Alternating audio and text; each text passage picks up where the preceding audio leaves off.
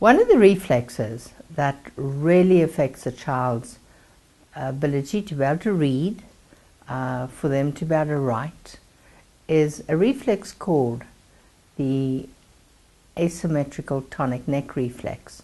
And it's a very early reflex. This is the reflex where the baby actually starts kicking as the baby turns, working with this reflex.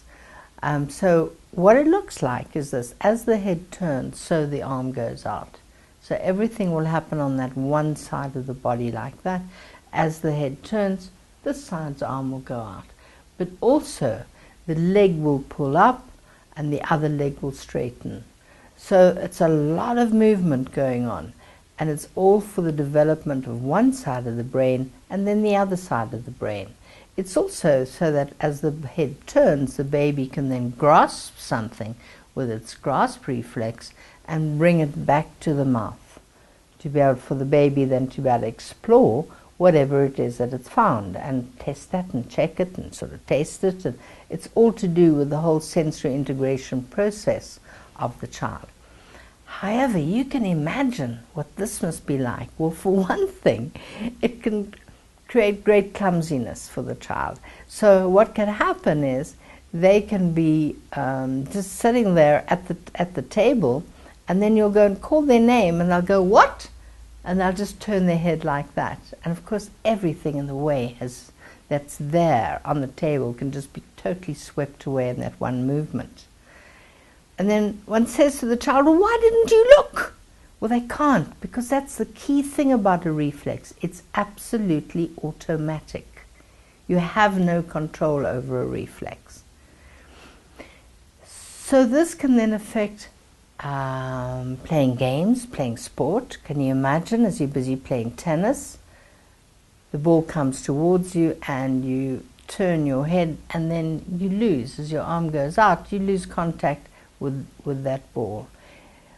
It affects a child as they're busy riding a bike, because they're riding, they can ride perfectly well in a straight line, but the minute anybody calls their name or they want to turn, the head will turn and then they will lose focus as to where they are riding that bike. The way in which we see this really affecting a child is in their reading, because as they're looking, they just can turn their head and then they've lost their place in the page straight away. It also affects handwriting, because as they're busy writing, then they get letter reversals because the eyes are going this way, whereas really you want eyes to be able to track that way as you're busy doing writing. So it has a huge impact on a child's academic success. As an adult, if they've not integrated that reflex, well, I heard a funny story the other day, and this was, "Oh yes, I know about that reflex. We've got 2 drivers, and when they're driving, they mustn't talk, because the minute they talk, then they'll spin the wheel this way. And so we know if they're sitting there driving, they must just look straight ahead."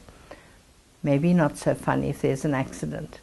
However, you will also find that if people have got an unintegrated ATNR, that they will often have a lot of neck issues, because in order not to spin their head when their arm goes out, they'll tighten all the muscles around the neck, and this can lead to very deep neck pain and upper back pain. So in order to integrate that reflex, which is quite complex, we actually need to work with the child one-on-one. However, there are exercises and movements that can be done in the classroom, in the PE program, that can help children to be able to integrate the ATNR. So have a look at my website and you will see there what these very specific programs are that are appropriate for schools to be able to bring into their PE classes.